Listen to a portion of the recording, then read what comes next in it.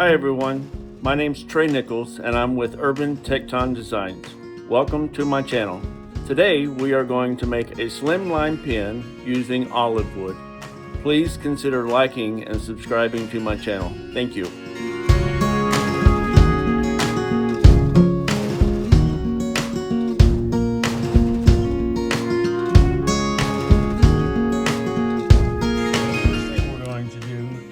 Mark our tube lengths on our blanks. And if anybody is interested, I'm using a pica marker. I think they work really well and they ride on just about anything. There is also a pencil version and I like it as well. So marking my lines.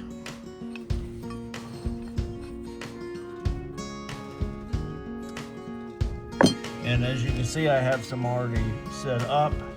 So we're going to take this piece through the cut and glue up, and then we'll switch over.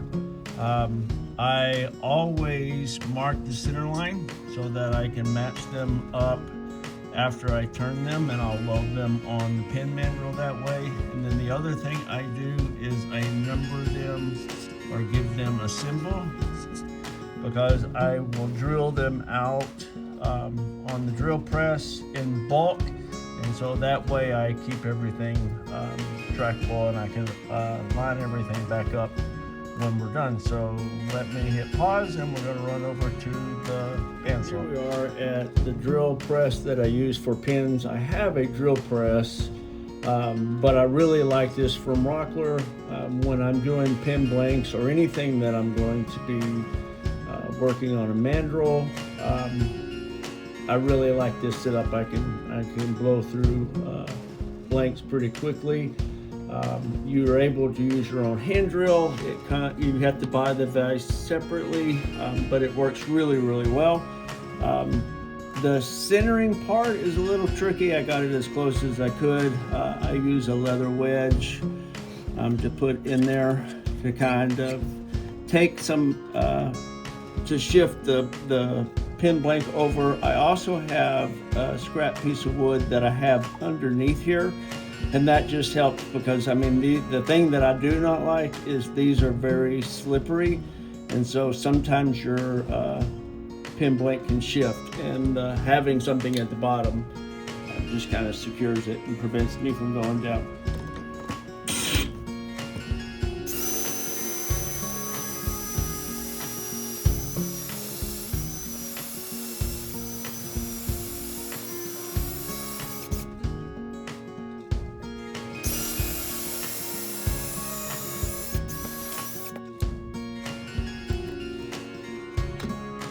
Couple of things about the pen press. Take your drill off the top. It's not designed very well in that it won't support the weight. I mean, it will support it, but it messes up the chuck on your drill, or at least it did one of mine. The other thing I would say is start your drill slowly. If it is not perfectly flat, it can knock the drill. And so it drills off center, and then your drill bit can get jammed up inside your blank.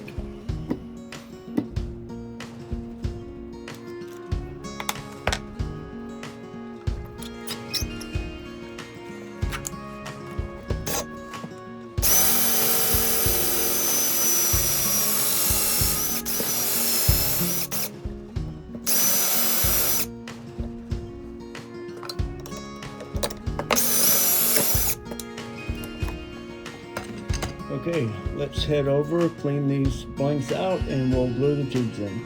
I use medium CA glue for my glue up in the tubes. The other thing you want to do is you want to use some sandpaper and kind of score the outside of your tubes. That way the glue has more surface area to bind to inside the blank. The other thing I would say is test fit.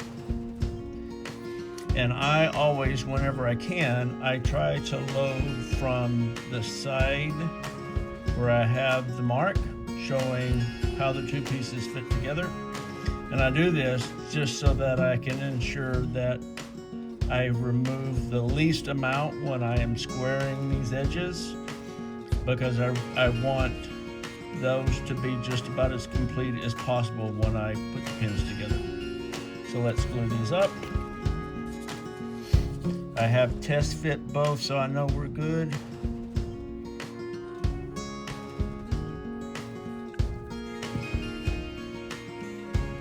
And you want to twist and spin as you're putting the tube into the blank.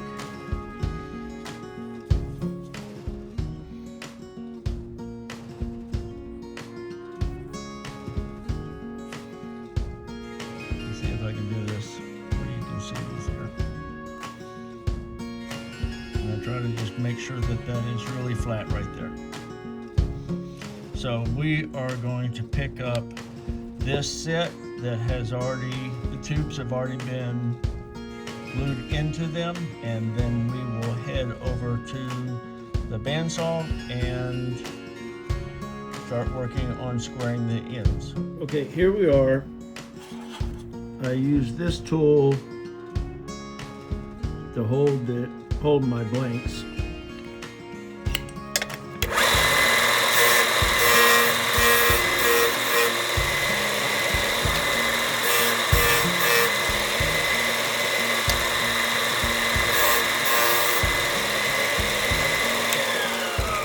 I don't know if you can see that, but when you know you're sanded enough down the brass tube, the end shines. And so that lets you know that you're sanding enough down.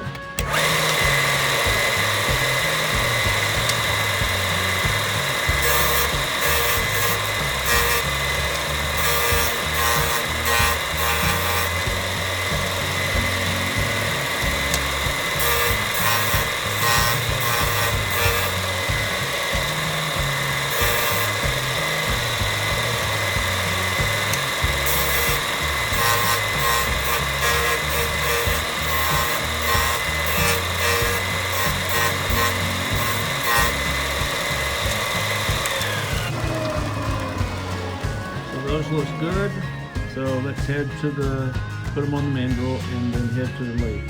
That I forgot to share was that when I drill out the blanks, I take a pipe cleaner and clean out the hole. Just to me, I get a better glue up that way, and I just remove some of the loose dust. I also use a different pipe cleaner when I am, just before I do the press everything together. So on a Slimline pen, I use 3 bushings. I load one first.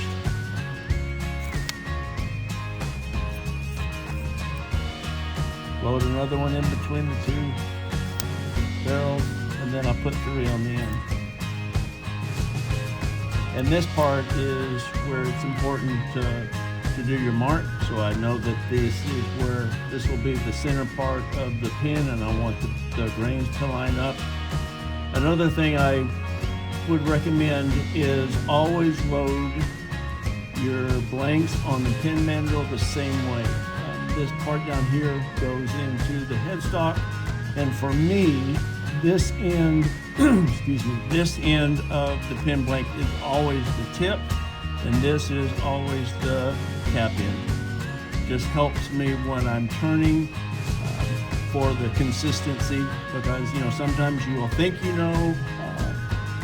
what profile you're going to put, but then you get into the turn, the wood starts talking to you, and you end up doing something totally different.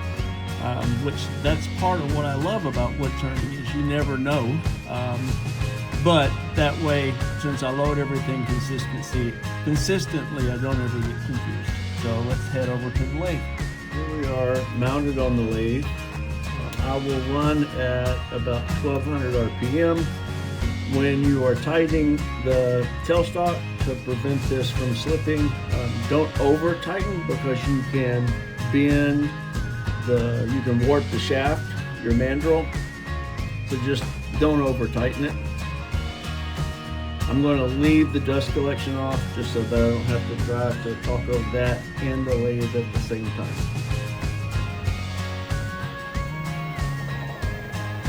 For me, I like working with a high-speed steel chisel first to round the blanks and get them close to the profile that I want, and then I will go to a carbide cutter for the final part.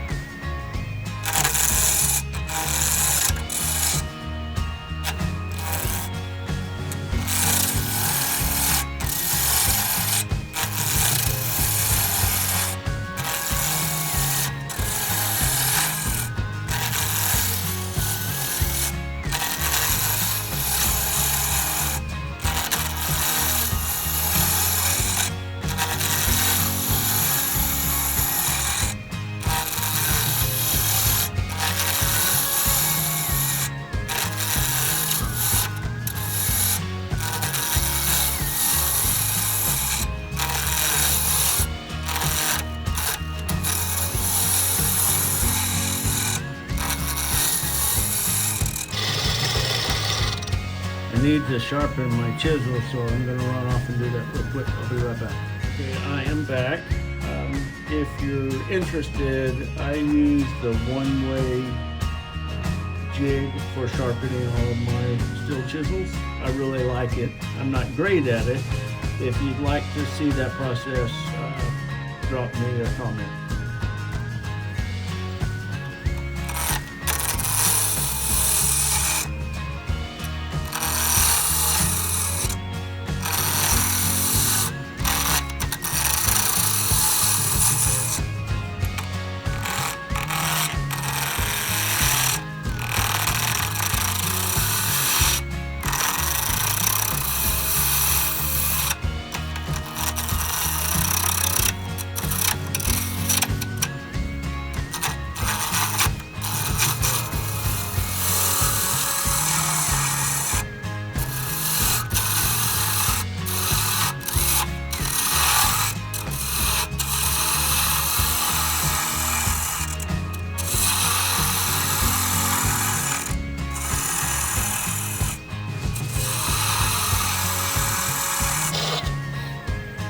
I will say that, and I've made this mistake, is on the top part where you're going to have your clip, is don't do anything crazy, because I have done weird things and then ended up not being able to use the clip because it needs a kind of flat place to rest on.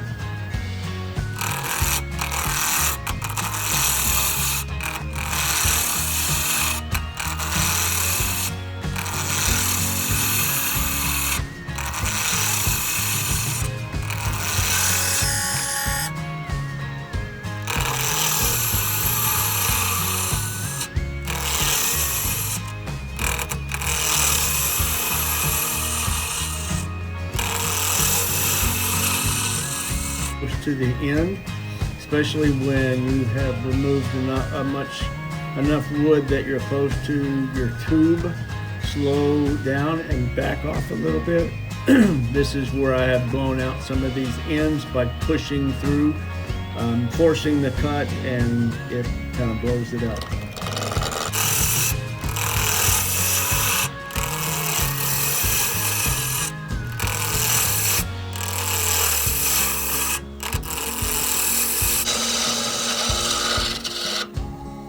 My preference is just to go slow and steady, allow the lathe and the tool to work together and not try to force anything. Early on, I would try to push through and go super aggressive, and I'd end up blowing out pen blanks, and I would be doing it thinking I could go faster, but when I wised up and started going slow and steady, I made a lot more pins more quickly than by pushing through it and cutting aggressively.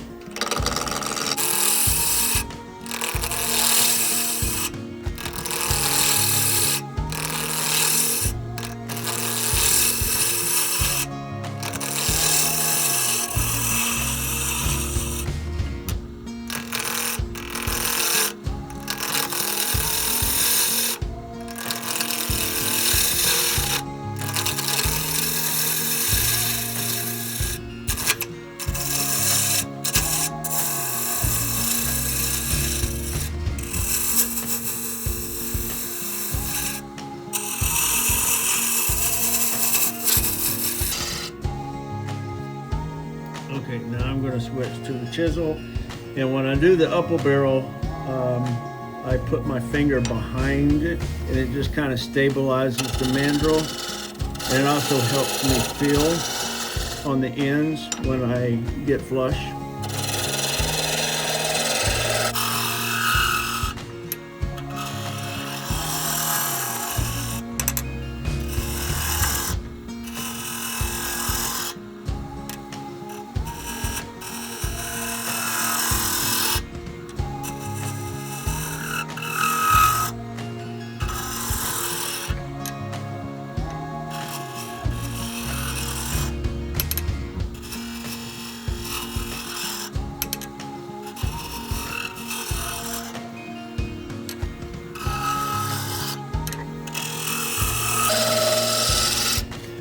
On the lower end of the barrel in this case, the headstock being close, the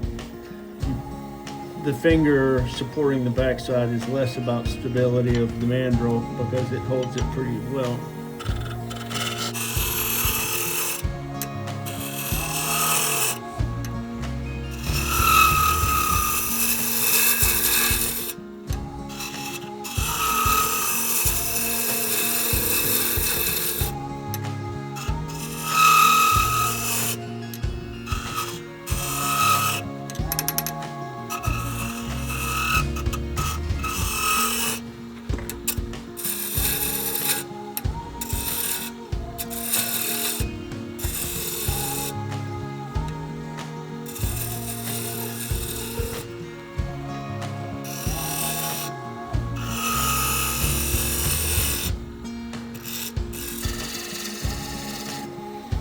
When you're getting close to the end and you're trying to make sure that you're flush with your bushings, take it slow on this part. Try not to rush it. Because you can take more wood away, but you can't add it back. Well, it's harder anyway.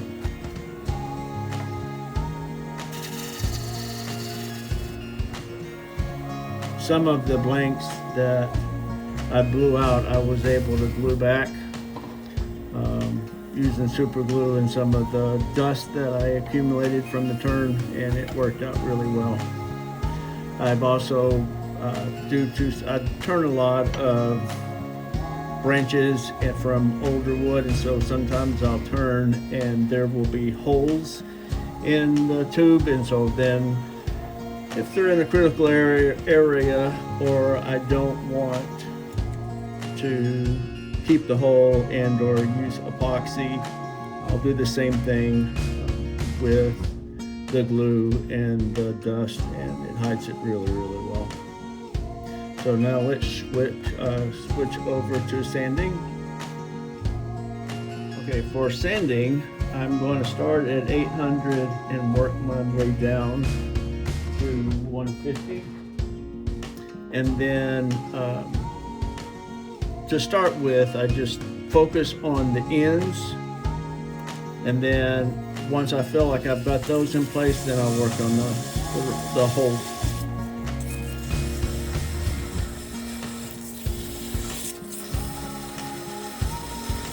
And if you take your time when you're turning on the ends, you won't have to do a lot of sanding. And again, I'm leaving the dust collection on. And I always wanted to use the tools to design and not rely on the sandpaper to fix mistakes.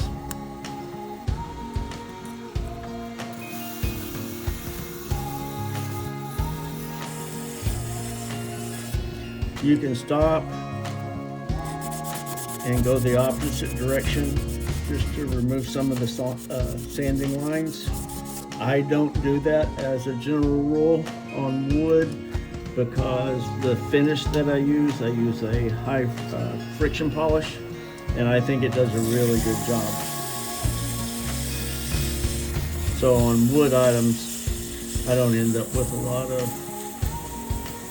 sanding marks that I have to try to work with.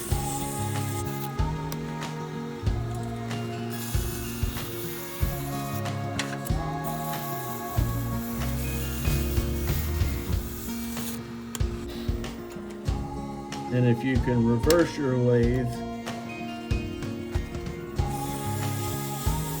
you can also.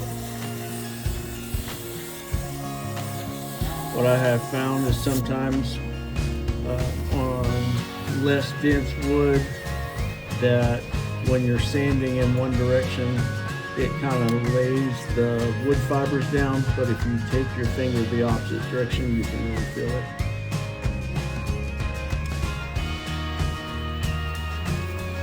So sanding both directions helps us with that.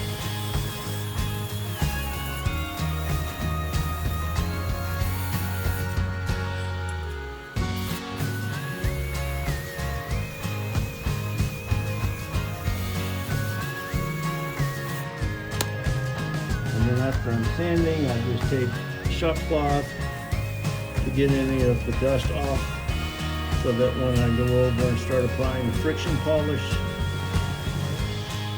I'm not removing dust at that point.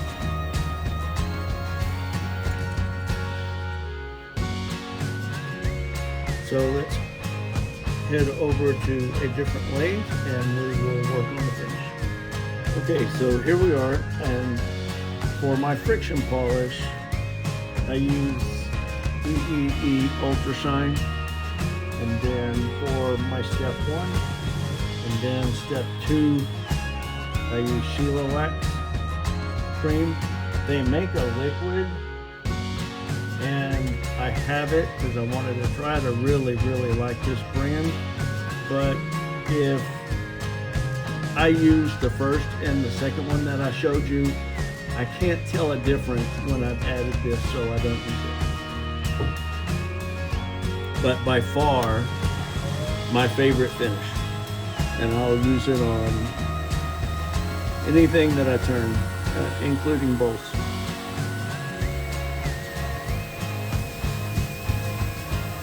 The thing you have to watch out with the first step is it will tarnish your bushings, and so if you're working with lighter wood and you're not careful, you can pull some of that tarnish onto your wood and it'll discolor it. And just to make sure I go from center to out, and you can see the tarnish.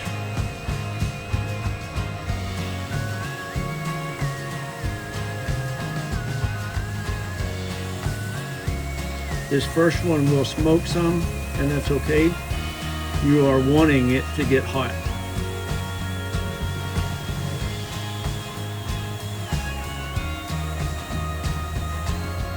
But I've never had it turn into a flame, so. But at the same time, I haven't ever pushed it either. Okay, and the friction polish, and I just actually use for my cloths. I have the blue shop cloths that I work really well, and these are just some face cleaning disposable rags that are lint free, and they work really well also.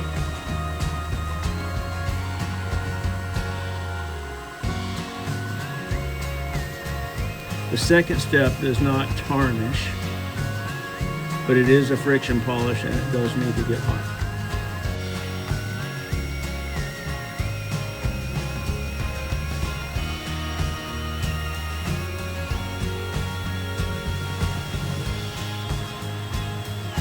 And this will be a Slimline Pen, and there has a hole, a narrow pin.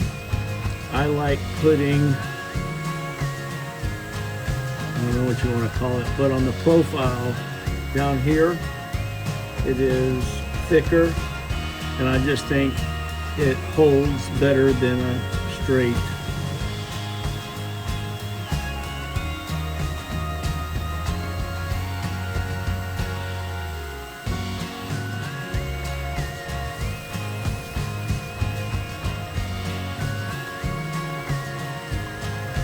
Let's see.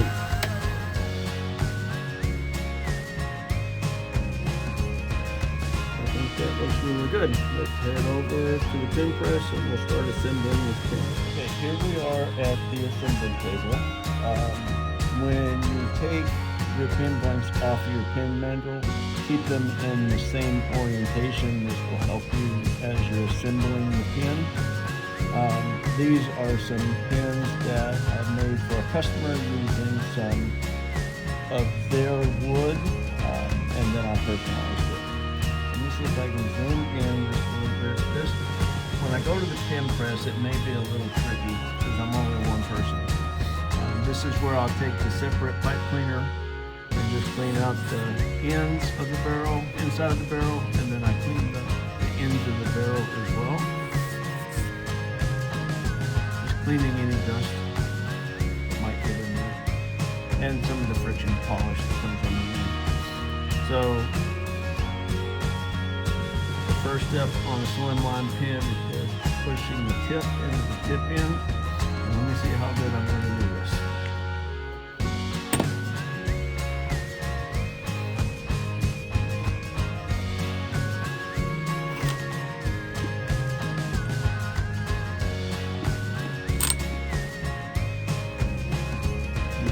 Slow, do an initial push to kind of get it started because it can be a little crooked, and then once it's settled, I give it a couple light taps.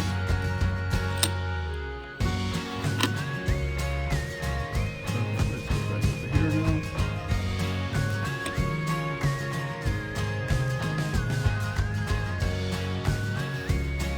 The next part is loading the mechanism, and what I do is you're going to need to take the wax tip off, but I go ahead and load the refill into the mechanism, and then just to make sure you can hold the copper piece and move it. But what I'm looking for is typically what they tell you is that this mark gets lined up with the end when you're pressing the mechanism in. That has not always worked, and I end up with a pin where when you have it retracted it still writes, or the opposite, you extend the pin refill and it sticks out way too far. So with the refill inside the mechanism, I line everything up and see, like at this one, I don't know if you can see it, here we go. If I line it up with that line, the tip of my refill is sticking out of the tip, so it will write when it's fully retracted. So when I'm pressing the mechanism, I need to go just a little bit past the pushing, and then I should be good.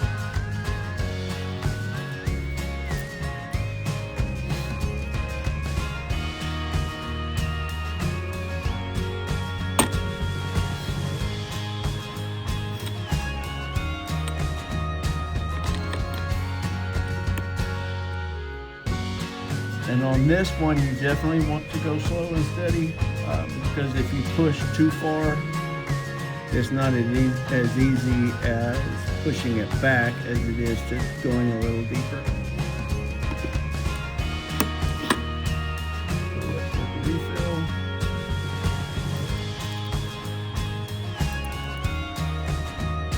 And retracted and extended. So I think that looks great. So let's get back. Let me get the cap. So on this piece here,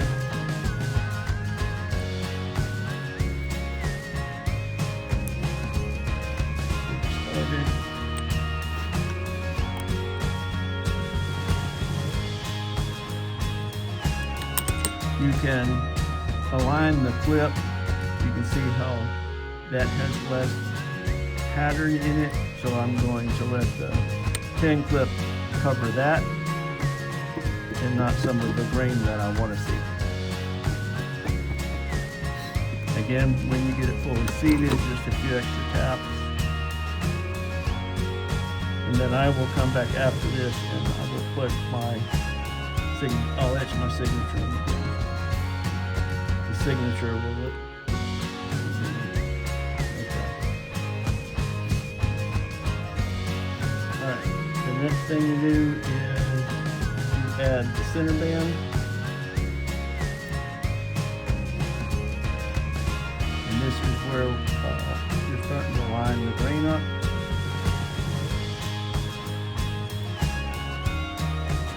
And what I do is I retract the refill as far as possible, kind of get them lined up. And then as I'm pushing, I can kind of twist it to make sure that they're lined up. And I got this one off a little bit. But I think that looks pretty good. That's the process for the Slimline Pen. If you have any questions or would like to see something else, drop me a chat.